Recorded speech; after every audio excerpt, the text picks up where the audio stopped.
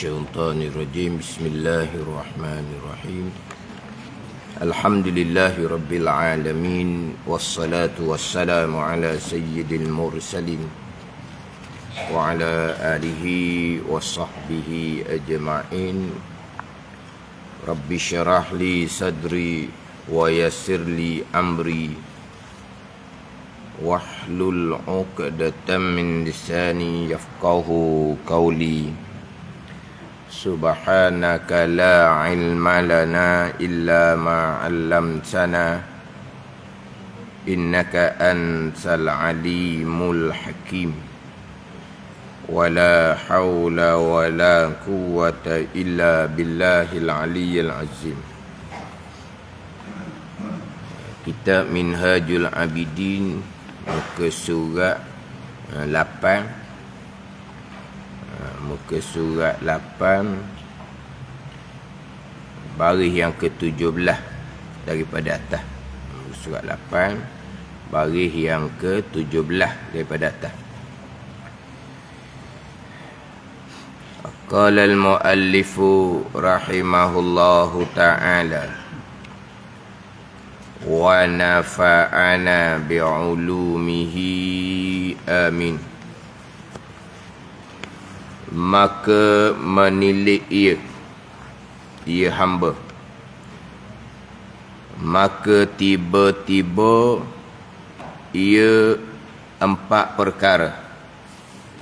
Maka menilik ia hamba, maka tiba-tiba ia, yakni awarid, perkara yang melentang, perkara yang melentang, perkara yang mengganggu, membimbangkan atas hamba daripada beribadah kepada Allah Subhanahu wa ta'ala, daripada menyelesaikan pekerjaan ibadah dengan sayugianya, dengan sepatutnya. Jadi perkara yang menjadi awarid, yang melintang, yang mengganggu, yang membimbangkan kita daripada kita berhadap kepada maksud hamba, iaitu beribadah kepada Allah. Dan juga perkara yang menahan akan hamba daripada menyelesaikan ibadah dengan sayugianya, dengan sepatutnya. Boleh buat ibadah, tapi ibadah yang sayugianya, yang bari, yang sepatutnya kita buat ibadah ni sempurnalah zahir dan juga batin, hati. Tetapi ada beberapa perkara pula yang duduk ganggu kita. Kita buat ibadah lah setakat zahir sahaja contohnya, tetapi hati kitanya banyak perkara yang mengganggu kita. Banyak perkara yang mengganggu kita, jadi tertahanlah kitanya daripada mengerjakan ibadah sebagaimana sayugianya macam mana, sepatutnya macam mana. Sepatutnya beribadah, mengabdikan diri akan Allah ni zahir dan batin, zahir dan batin. Jadi perkara yang menghalang, menyekat, awaik telah selesai dengan manusianya, dengan dunianya, dengan syaitan. Hak panjangnya nafsu selesai. Hak empat perkara yang menjadi awaik, yang menyekat daripada kita memperbanyakkan amal ibadah yang disunatkan oleh Allah Subhanahu wa ta'ala. Boleh buat ibadah, ada awarid pula, perkara-perkara yang duk ganggu ibadah kita, yang duduk membimbangkan kita daripada ibadah, yang mana tertahan, tertegah kita daripada menyelesaikan ibadah dengan sayugianya, dengan sepatutnya, sebagaimana yang diperintah oleh Allah. Beribadah adalah zahir dan batin. Tapi kalau di hati kita ni banyak perkara yang duduk ganggu, boleh buat ibadah lah zahir sahaja. Sebab apa? Sebab perkara yang menjadi awaik, yang menyekat daripada ibadah tadi ni telah selesai. Boleh buat ibadah, tapi awarik ni yang melentang, yang ganggu kita dalam buat ibadah, yang mana tertahan, terteguh kita daripada buat ibadah sebagaimana sayugianya. Maka menilik ia hamba, maka tiba-tiba ia awarik ni 4 perkara. 4 perkara yang mengganggu kita dalam melakukan amal ibadah. 4 perkara yang mengganggu kita pada melakukan amal ibadah. Mana 4 perkara? Pertama, rezeki. Pertama ada 4 perkara, rezeki. Menuntut akan dia akan hamba, menuntut akan dia akan hamba daripada rezeki, yang mana kita ni kena menuntut akan rezeki. Faham tak ni? Sebab dalam kehidupan kita ni, Tuhan jadikan kita ni hidup sebagai manusia biasa. Kemudian Tuhan letakkan manusia ni di atas bumi. Maka rezeki itu memanglah hamba dia kena tuntut akan rezeki. Sebab apa? Sebab Tuhan jadikan kita ni manusia. Kalau Tuhan jadikan kita malaikat, tak apa dah lah. Sebab apa? Makan pun tidak, minum pun tidak. Tapi Allah jadikan kita manusia. Maka kita sebagai manusia ni, kita akan menuntut rezeki. Menuntut akan hamba oleh nafsunya dengan rezeki. Maknanya kita ni mesti kena tuntut akan rezeki. Tak boleh lari dah kitanya.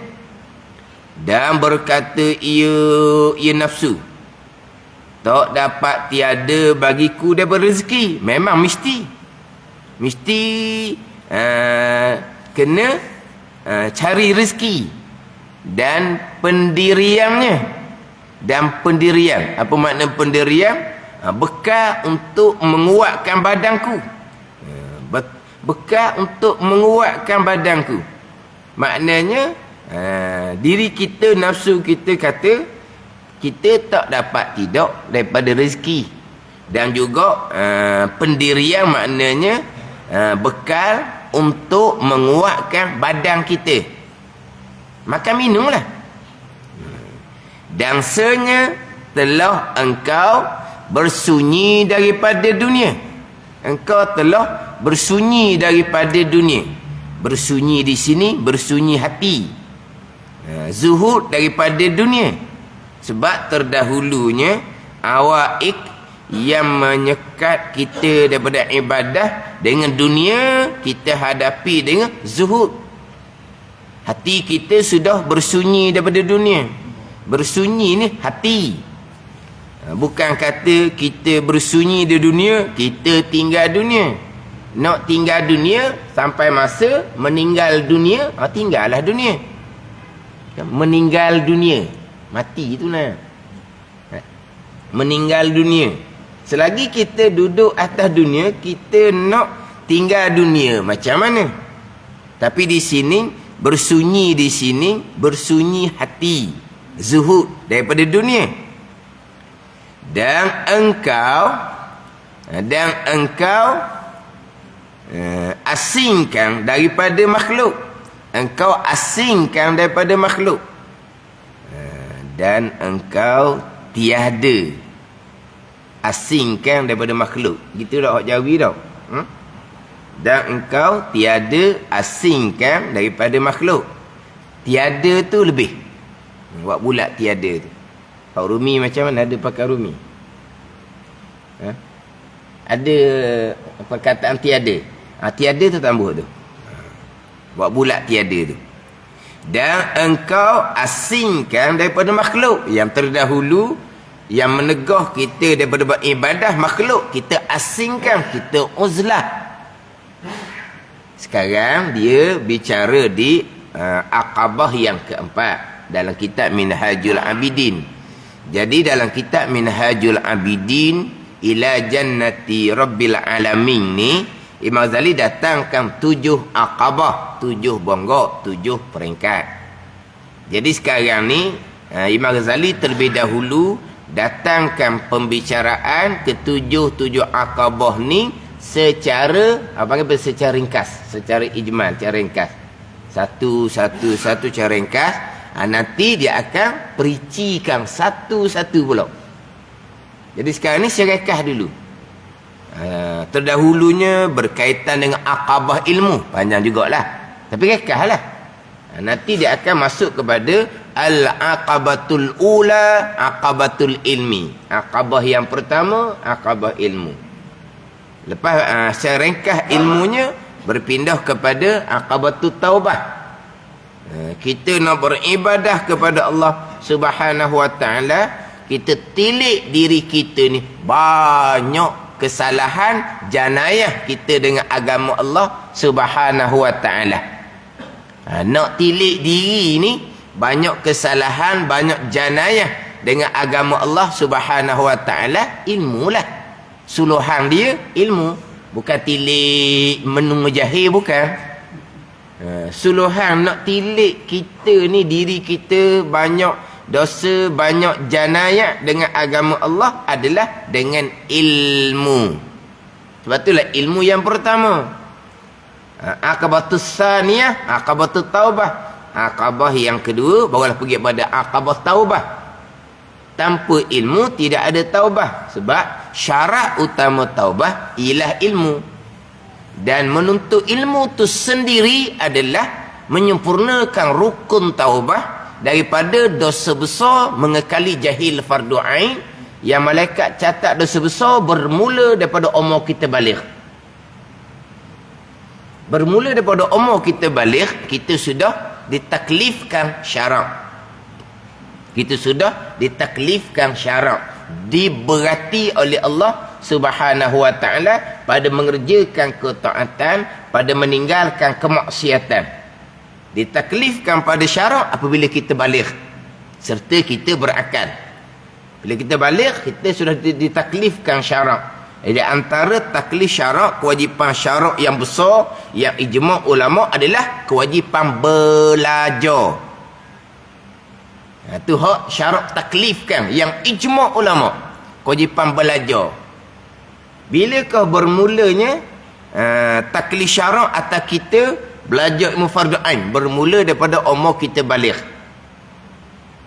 Tapi kita baligh ni, kadang-kadang baligh kita tu, kita kata, tu masa budak-budak, dia kata. Budak-budak umur berapa? Umur 15. Siapa panggil budak-budak umur 15? Budak-budak ni belum baligh. Sekarang ni bukan kata 15. Kemungkinan 13, 12, 11 tu kemungkinan baligh dah. Tapi kita letak budak-budak. Masa tu masa tengah jahil, masa budak-budak. Umur berapa? Umur 17, 18. Apa budak begitu? Itu orang yang sudah mukallaf, orang yang sudah ada tanggungjawab sendiri, ada catatan amal sendiri. Ada catatan amal sendiri bermula daripada umur baligh. Jadi bermula umur baligh, bermulalah kewajipan-kewajipan agama. Sebab kita sudah ditaklifkan syarak. Di antaranya kewajipan belajar ilmu fardu ain. Kita tak tahu. Sebab apa? Sebab sepatutnya kita diajari dengan ilmu fardu ain oleh ibu bapa kita sebelum kita masuk umur baligh. Satu mula-mula sekali. Penerapan mula-mula sekali ibu bapa. Tapi kalau ibu bapa tidak terapkan awal-awal dengan ilmu fardu ain, maka anak tu baligh tak tahu pun hak mana hak wajib, ilmu yang wajib fardu ain dipelajari, sebab tidak dipedulikan oleh ibu bapa. Yang mana terkadang malangnya ibu bapa pun tak tahu pun hak mana fardu ain. Ibu bapa sendiri pun tak tahu. Sebab itulah hak paling besar tanggungjawab permulaan kita lah sebagai ibu bapa. Hak tu hak paling besar sekali. Agama ni simple sahaja, ringkas sahaja. Bukan nak mengaji siapa jadi alim ulama. Alim ulama tu tuntutan secara khusus sebagai tuntutan fardu kifayah. Orang-orang tertentu sahaja, bukan kesemua. Itu tuntutan yang kepada orang-orang yang mendalami. Adapun kita secara umum ni hanya setakat lengkap fardu ain tauhid, fiqh, tasawuf sahaja. Hak tuntutan umum ni kita orang awam sahaja. Kita orang ramai-ramai sahaja. Kita orang kebanyakan sahaja. Jadi tuntutan umum kepada kita ni cukup ringkas. Hak kewajipan khas ni ke orang-orang yang tertentu, yang mendalami, menggunakan sepenuh masa, kena fokus pada ilmu agama semata-mata. Hak umumnya tak ada masalah. Ilmu agama, ilmu dunia, ilmu agama, ilmu dunia. Tapi kalau hak fokus betul-betul memang ilmu agama semata-mata lah. Sebab apa? Sebab untuk ni menjadi alim dalam semua bidang ilmu, hak menjadi fardu kifayah. Tapi untuk umum, untuk kebanyakan, hanya setakat fardu ain tauhid, fardu ain fiqh, fardu ain tasawuf sahaja. Dimulai bila ni? Bermula daripada anak umur 7, 8 sampailah umur balik 11 ke 12 ke 13 ke 14 ke. Terap dah masa tu. Faham tak ni? Bila balik, kalau lengkap dah fardu ain, hanya tunggu beramal sahaja. Tunggu beramal sahaja. Pada ni balik serta ilmu agama yang lengkap. Akidah comel, semayang bang dengan ilmu. Sentiasa kita latih anak-anak kita dengan berjemaah, berjemaah dengan ilmu, lengkap syarat berjemaah. Kemudian buat ibadah pula hati semata-mata kerana Allah. Di hati sudah diterapkan dengan ilmu berkaitan dengan kemaksiatan batin. Maksiat zahir kita tekan dah. Ni jangan tengok, hak ni jangan dengar, hak ni jangan kata. Faham tak ni? Hak tangan ni jangan ambil hak orang. Hak tu kita ajar dah awal-awal. Jangan pula balik sekolah dalam kotak macam tu. Bekas kalang tu lah. Kita panggil bekas kalang tu.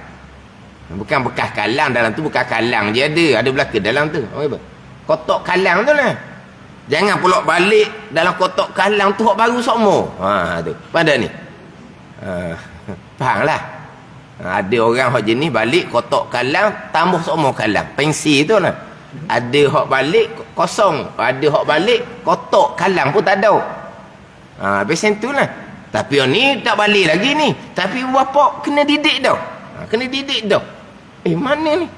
Kalang baru ni ambil mana? Kena didik dah. Jangan sekali-kali. Bawa esok pergi jumpa. Hak siapa mau ambil? Kena minta maaf. Budak tak ada salah ni. Tapi kita sudah didik. Jangan ambil barang orang. Tu contoh. Hak zahir. Faham tak ni? Hak hati macam mana pula? Buat ibadah kita terak dah.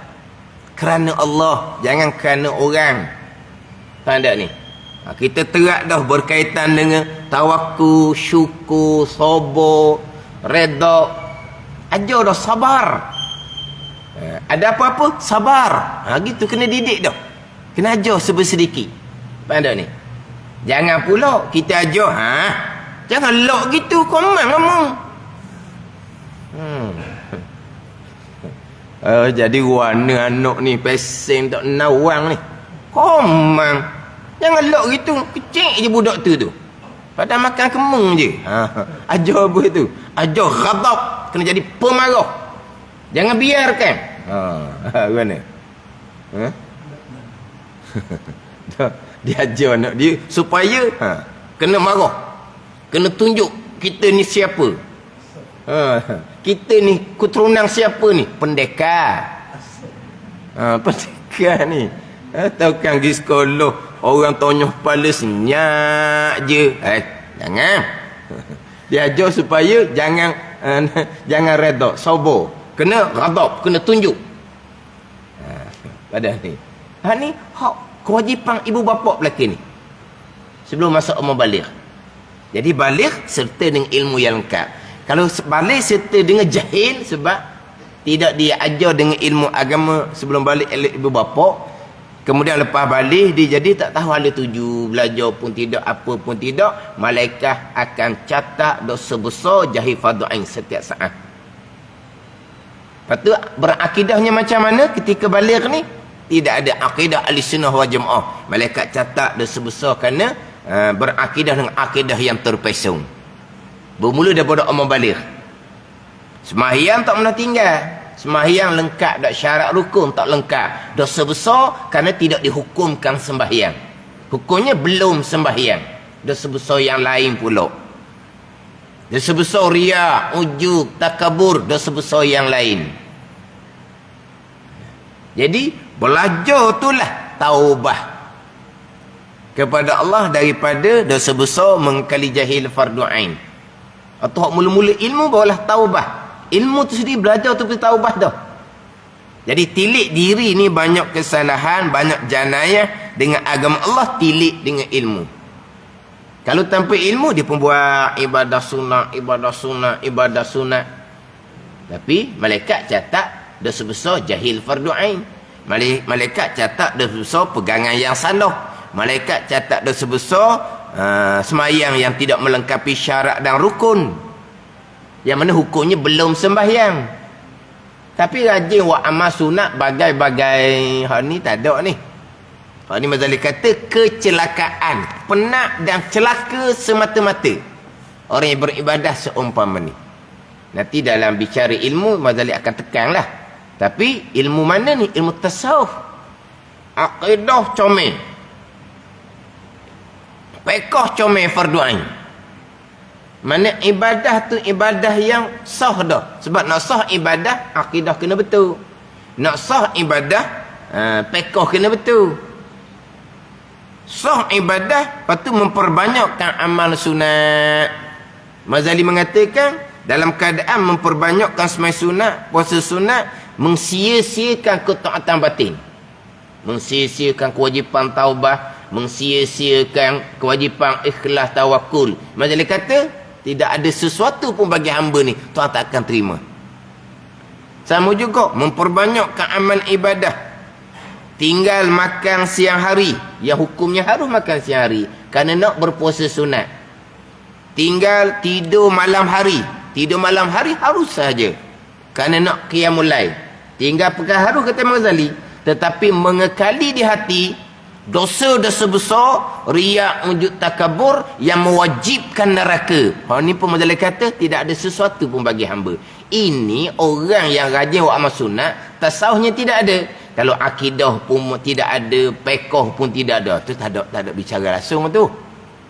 Ada ni. Perkara harus ditinggalkan. Makan siang hari harus, tapi tinggal makan nak puasa sunat. Tidur malam harus, kita isyak semayang dah. Tidurlah sampai ke subuh. Harus je. Bukan tidur tu dengan niat kosak ibadah, tidur tu ibadah. Tidur sebab apa ni? Nak beri sihat badan. Kita orang tua tidur tak boleh sikit-sikit. Kena tidur 8 jam. Ke 6 jam.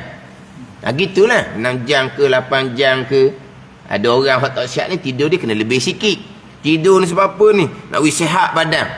Esok nak buat ibadah kepada Allah. Nak belajar, nak buat amal, nak buat belajar, nak buat amal. Mana kita tidur tu, kosak niat gitu. Tidur tu ibadah dah. Bukan hanya tidur harus dah tu. Tidur ibadah dah. Ni tinggal tidur yang harus kerana nak qiyamul lail. Tapi, Imam Ghazali mengatakan, hati mengekali riak, ujub, takabur yang mewajibkan neraka.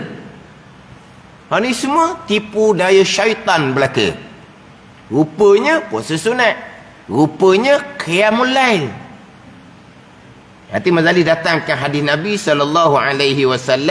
Inna nauman ala jahlin khairun min salatin. Inna nauman ma'a ilmin khairun min salatin ala jahlin.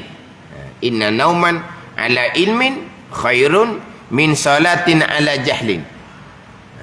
Nabi kata tidur serta dengan ilmu lebih baik daripada sembahyang serta dengan jahil. Jahil apa tu? Jahil ilmu tasawuf. Jahil ilmu pegangan, jahil ilmu pekoh. Tu balik awal dah tu ya. Ni jahil ilmu tasawuf. Yang tadi datangkan hadis tu. Tidur serta dengan ilmu. Lebih baik daripada sembahyang serta dengan jahil. Tidur serta ilmu tak adilah. Dia ada ilmu, jadi kehidupan dia ilmu amal. Ilmu amal. Dia tidur malam pun esok nak sambung balik. Ilmu amal. Bang apa tu? Tidur dengan kosak kebajikan. Tidur dengan niat kebajikan. Bukan tidur, bukan. Tidurlah adah manusia, adah peseng manusia kena tidur.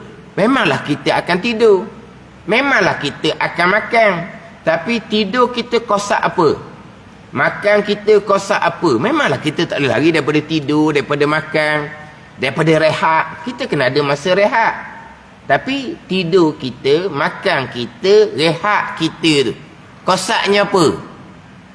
Kalau lah seseorang tu dalam ilmu dan amal, wak emang tidur ke, wak emang makan ke, wak emang rehat ke, kosak dia ilmu dan amal. Pada ni, maka kebajikan, walaupun dia tidur sekalipun, kebajikan. Kalau tidur, bolehlah tidur tu, tak ada berdosa apa pun, harus. Pada ni. Tapi kalau tidur setengah ilmu, tidur dengan kosak kebajikan, maksudnya lebih baik daripada sembahyang serta jahil. Kenapa? Kerana kata Imam Ghazali, kerana orang yang buat ibadah tanpa ilmu ni punah lebih banyak daripada molek. Pandai ni. Tapi pelik pula hadis Nabi ni, dengar dia orang tertentu lah. Oh, sedap janji berilmu, tidur tak apa dah. Oh, mentang-mentang lah kita ni jahil. Kenapa kamu jahil? Kenapa kamu jahil? Jahil apa kamu? Jahil fardu ain, dosa besar. Kenapa kamu kekalkan dosa besar? Jadi dia sedar dia jahil, tapi kenapa tak belajar? Mentang-mentanglah kita jahil, semayang pun tak ada faedah. Oh, dia sedar dia jahil. Tapi sebenarnya tak ada tuju siapa-siapa pun hadis tu umum. Hadis tu umum je. Tapi dia sedar dia jahil. Dia mengaku dia jahil. Dah tahu dah jahil, belajarlah. Jadi pokok pangkalnya ilmu. Tak ada ilmu, tak ada. Tak ada. Amal pun tak ada, taubah pun tak ada. Tak ada taubah. Bukan hak amal ibadah ada. Itu bukan amal ibadah. Jadi ilmu kemudian taubah. Dua perkara ni. Akabah pertama, akabah kedua. Taubah tu panjanglah cerita bab dosa-dosa mana. Tapi tilik diri ni banyak kesalahan, banyak janayah, tilik dengan ilmu. Kemudian nak buat ibadah, nak memperbanyakkan amal ibadah sunat. Itu timbul 4 perkara yang menyekat. Mana? Dengan dunianya, dengan manusianya, dengan syaitannya, dengan nafsunya. Jadi dengan dunia ni kena zuhud daripada dunia, berpaling daripada dunia. Dengan manusianya kena uzlah daripada manusia. Pada ni. Jadi kita pun sudah zuhud daripada dunia, sudah uzlah daripada manusia. Zuhud ni pula dia ada peringkat dia lah. Zuhud ni balik pada ilmu. Sekarang ni apabila pergi kepada akabah yang kedua sama taubah, yang 3 ke 4 sama, pokok pangkalnya balik pada ilmu. Sebab akabah kedua taubah balik pada ilmu. Pada ni. Sebab yang pertama, dosa mana yang kita lakukan? Apa syarat taubah? Apa rukun taubah? Ilmu. Kemudian apabila berpindah kepada akabah yang ketiga, awaik yang menyekat, kita hadap dengan zuhud daripada dunia, uzlah daripada manusia. Kemudian zikir, berpaling dari zikir, mengingati Allah, berpaling daripada syaitan. Yang ketiganya takwa, yang mengekang akan nafsu. Sama ada zuhud ke, uzlah ke, zikir ke, mengingati Allah, yang mana berpaling kita daripada syaitan, sama juga dengan takwa, balik kepada ilmu. Nanti kita akan bicara hak akabah yang keempat, awarik ni, dengan tawakulnya, dengan tafwidnya, dengan redaknya, dengan sabarnya, itu semua balik pada ilmu belaka, ilmu fardu ain belaka tu. Balik pada ilmu fardu ain belaka. Naik kepada akabah yang kelima, bawais, dengan khauf takut akan Allah, dengan rajak harap akan rahmat Allah, sama, balik kepada ilmu. Jadi kira-kira dalam kitab Minhaj ni, akabah yang kedua taubah sampai ke akabah yang ketujuh, akabatul hamdi wa syukri, adalah praktikal ilmu. Praktikal ilmu. Jadi tanpa akabah yang pertama ilmu, tidak ada akabah yang kedua sampai yang ketujuh. Yang kedua ketujuh ni macam mana nak praktik ilmu, macam mana nak praktik ilmu. Tapi Muzali datangkan secara ringkas terlebih dahulu. Ilmu yang pertama, taubah yang kedua, awaik yang ketiga, carikan. Ni awarik. Jadi sekarang ni pergi kepada yang melentang yang pertama, rezeki. Yang mana kita ni kena tuntut rezeki.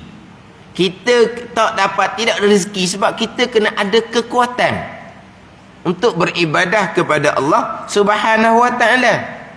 Tapi persoalan Mazali kata, maka senya telah engkau bersunyi daripada dunia, sudah zuhud daripada dunia. Hak akabah yang ketiga tu, hak dinyatakan secara ringkas terlebih dahulu.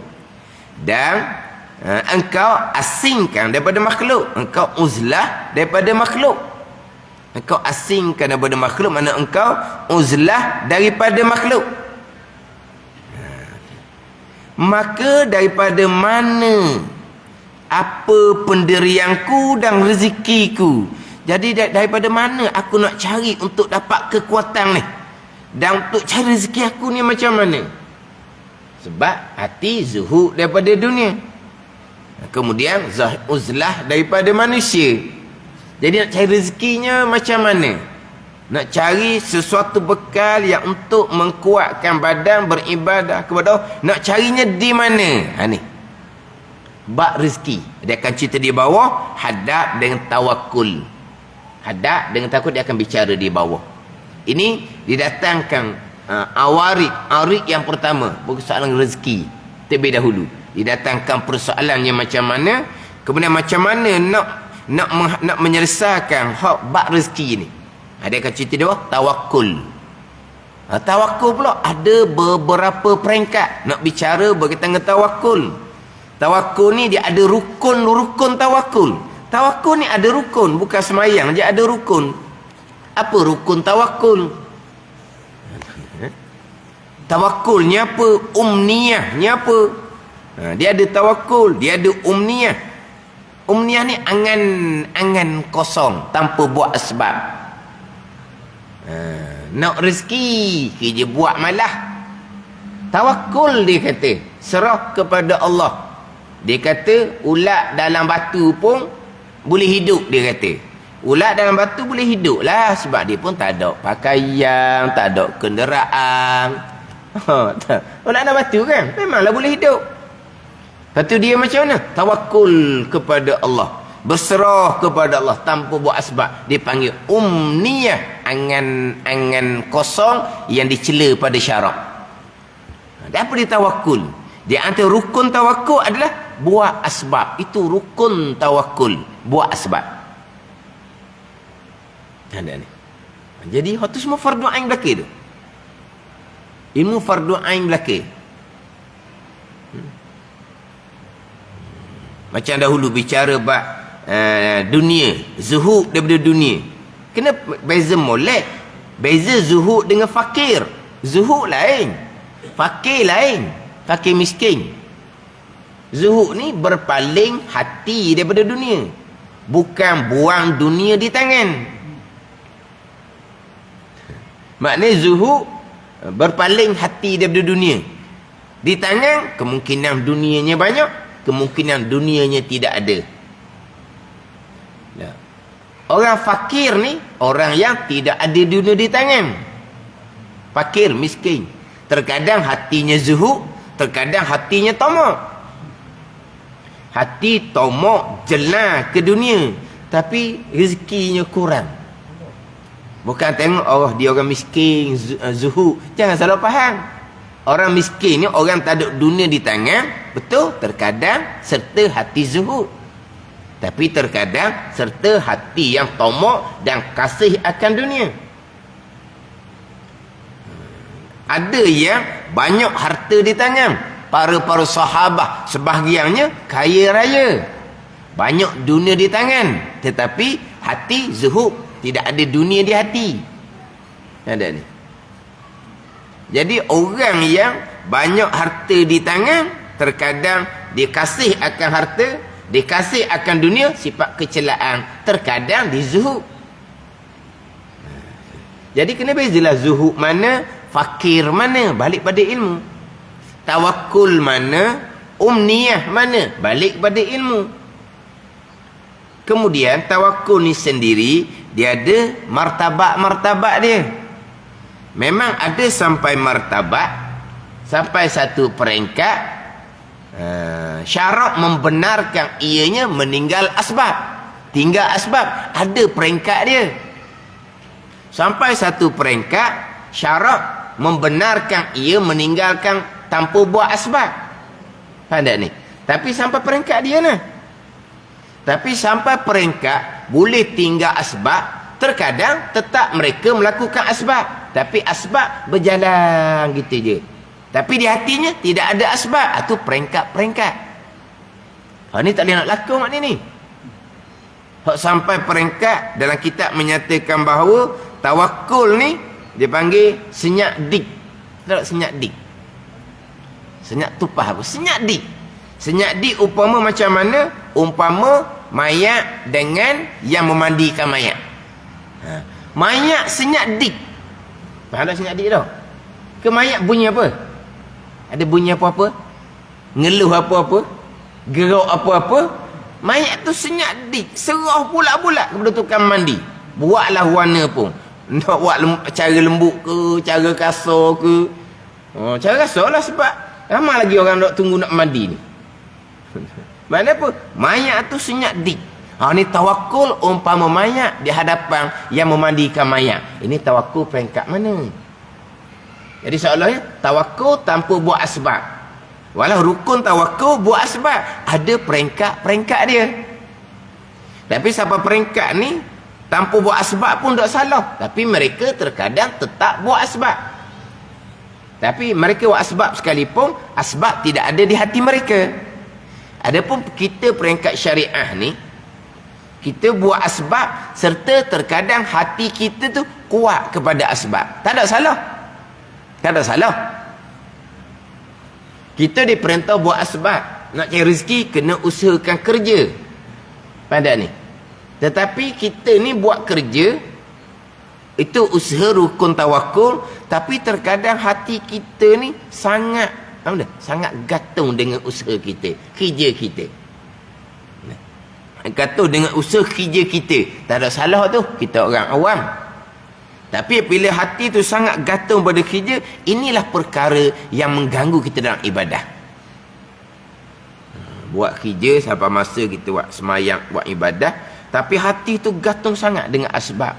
Akhir ketika buat ibadah pun hati dia using, hak kerja buat. Dia using kan? Memanglah tawakul kena buat asbab, kena buat kerja. Bawa panggil tawakul, tidak dia panggil umniyah. Angan-angan kosong, dicela pada syarak. Tapi kita ni buat asbab serta hati kita tu. Hati kita sangat-sangat duduk gantung dengan asbab. Jadi dalam semayang pun duk mikir hak kerja. Berhenti tinggal tempat kerja ni, mari sembahyang ni kalau gitu gini. Semayang tu semayang.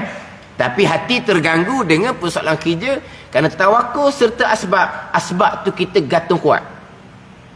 Bandar ni. Kita gantung kuat. Dah tawakul apa? Bergantung pada asbab. Tawakul peringkat kita lah. Kawan tawakul peringkat kita ni bergantung pada kerja. Cuba bunyi kata kerja orang nak buang. Warna kira. Kita kerja lah. Itulah tempat kita cari rezeki. Bunyi-bunyi cerita company nak buang orang. Hati kita macam mana? Pusing lah. Tengah semai duk mikir ke masuk aku ni nak buang ni. Badan ni. Ini panggil awarid yang ganggu dalam ibadah. Walaupun kita hadapi bab rezeki dengan tawakul, tapi tawakul kita serta asbab. Asbab tu sangat-sangat lekat di hati kita. Tapi kalau asbab tu hanya rukun tawakul, tapi asbab tu tak lekat di hati, bunyi kata company nak kurangkan pekerja, mungkin termasuk kita lah kena hentikan, kita tenang saja. Tak ada lah punca rezeki di situ, carilah tempat lain. Tapi hak ni bukan duduk sini. Ni hati. Sini boleh cakap, oh saya relax. ni relax. Sini bergelora. Ni. Ini bab hati masing-masing. Jadi hak tawakul yang sebenar serta buat asbab tu sendiri terkadang ganggu kita dalam ibadah. Tapi tak boleh tinggal asbab. Tak boleh tinggal asbab, sebab tanpa asbab tidak dinamakan tawakul. Tapi asbab tu yang akan mengganggu dalam ibadah. Boleh buat ibadah, boleh perbanyakkan sembahyang sunat, boleh perbanyakkan ngaji Al-Quran, tapi ganggu hati kita ni. Dia using je. Sebab apa? Sebab asbab yang kita lakukan tu lekat di hati kita. Ada ni. Lepas tu macam mana tu? Sampai peringkat kalau kata bunyi akang tak ada hijau pun tenang. Itu tak boleh duduk sini. Lepas tu bergantung pada kekuatan hati masing-masing, bergantung kepada amal ibadah masing-masing. Ini bicara hati, bukan bicara lidah. Ada ni. Tapi salah ke tak? Kalau hati kita semua pun tak salah, tapi mengganggu kita dalam buat ibadah. Tak ada salah ni, tapi mengganggu kita dalam buat ibadah. Ibadah kita tu boleh dikerjakan. Ibadah boleh dikerjakan, tetapi tidak mengerjakan ibadah dengan yang sayugianya, yang sepatutnya. Jadi dalam ni kalau semayang tak khusyuk. Sebab apa? Duk mikirlah hak kerja badan ni. Ini bergantung pada kedudukan lah. Jangan pula mudah-mudah bunyi tak ada kerja rusing, tak ada makrifatullah. Jangan begitu. Ni ada ceramah seumpama itulah. Kalau kata tak ada kerja, hati rungsing, berarti tidak ada makrifatullah, tak ada tauhid, syirik kepada Allah. Seolah-olah kerja tu Tuhan. Dia letak begitu. Jangan. Tu salah pembicaraan seumpama tu. Sekarang ni rezeki daripada mana? Daripada Allah ke daripada tempat kerja? Rezeki daripada Allah.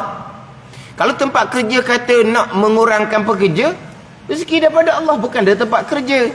Tiba-tiba rungsing takut, berarti tidak berpegang rezeki daripada Allah, berarti dia sudah berpegang rezeki daripada tempat kerja, syirik kepada Allah. Itu bicara apa seumpama tu? Dia kalau bunyi tak ada kerja ni, kalau bunyi kemungkinan akan dihentikan kerja, hak ni lah, hak ketua keluarga ni duk mikir macam-macam dah. Hak di rumah duk mikir macam-macam. Tok lelaki duk mikir macam-macam. Lepas tu hak mak ayah tu, hak duk kapung tu, duk mikir juga ni, duk mikir ni. Berat dah bunyi kata anak ni nak kena buang kerja. Berat dah ni natu bunyi kata nak dibuang kerja. Hak duk kapung tu duk pusing juga. Pusing takut minta duit dia lah. Duit dia banyak sipang, duk bilang, duk tengok, duk bilang, duk tengok. Duk bilang, duk tengok. Tiap-tiap bulan masuk sokmo kan, duk bilang, duk tengok, duk bilang, duk tengok. Masa muda-muda dulu tak boleh nak sipang, anak nak sekolah.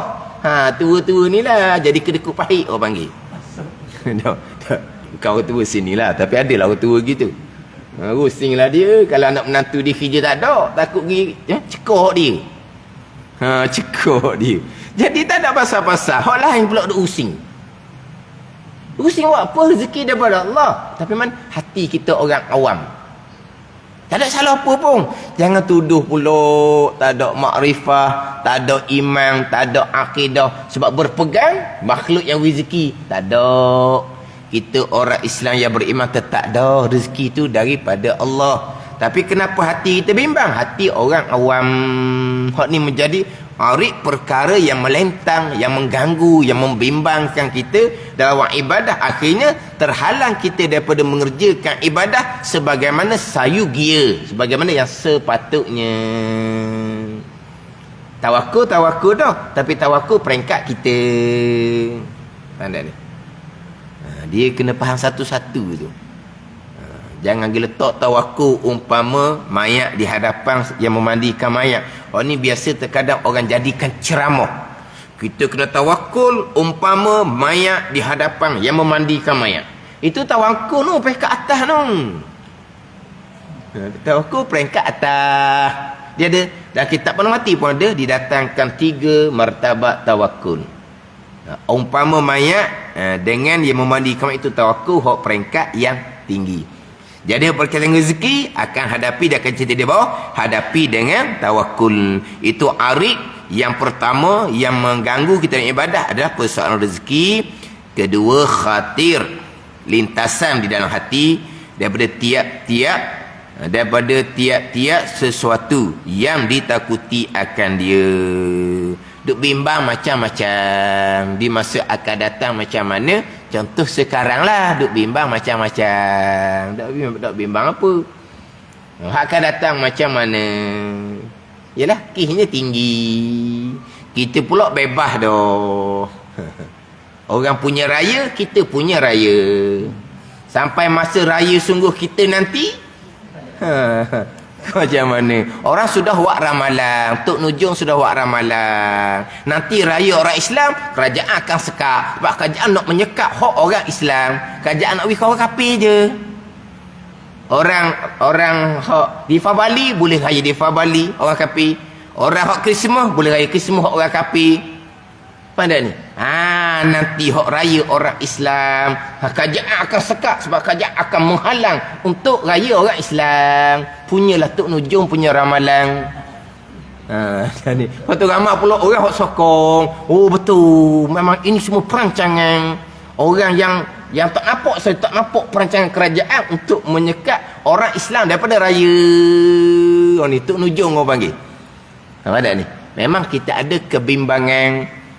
Tapi perkara akan datang, dia akan bicara nanti tafwid, serah bulat-bulat kepada Allah Subhanahu wa taala. Sebab itu perkara akan datang. Hak sekarang ni kita ikutlah, buat asbab molek sekarang. Buat asbab molek sekarang. Akan datang tafwid, serah bulat-bulat kepada Allah. Sebab di luar ilmu kita, di luar pengetahuan kita. Kita duduk bimbang, tak berlaku pun. Kita sedak, berlaku molek-molek ada. Benda akan datang. Kita duduk bimbang, okey, alhamdulillah, selamat. Jadi kebimbangan kita tu yang mengganggu ibadah kita tu sia-sia. Sebab apa? Kita duduk bimbang, tak jadi pun. Terkadang hati kita okey. Diuji oleh Allah di masa akan datang. Jadi kebimbangan akan datang ni di luar ilmu kita, hadap dengan tafwid, serah bulat-bulat kepada Allah. Tapi sekarang kita atur asbab molek, ikhtiar usaha molek, ikut peraturan ditetapkan oleh pihak berkuasa molek. Ada ni. Sebab memang kita duduk dalam ujian Allah Subhanahu wa taala, ada bagai-bagai kemungkinan. Lepas tu macam mana? Wallahu alam, dunia sudah tua, dunia sudah nak hampir pada kiamat, Tuhan aturlah macam mana. Apa yang berlaku ni nampak je asbab tu. Tapi hakikatnya semuanya aturan Allah Subhanahu wa taala. Makhluk hanya pada zahir saja yang diatur oleh Allah Subhanahu wa taala. Apa yang berlaku ni semuanya datang daripada qada dan qadar Allah Subhanahu wa taala. Wallahu a'lam. Bismillahirrahmanirrahim. Alhamdulillahi rabbil alamin, wassalatu wassalamu ala sayyidil mursalin wa ala alihi wa sahbihi ajma'in. Allahumma ftah alaina futuhal arifin, Allahumma allimna ilma akdamin, wa fahimna famas sabiqin, warzuqna ruqat talibin. Allahumma zidna ilman wa alhiqna bis salihin. Wa sallallahu ala sayyidina Muhammadin wa ala alihi wa sahbihi wa sallam, walhamdulillahi rabbil alamin.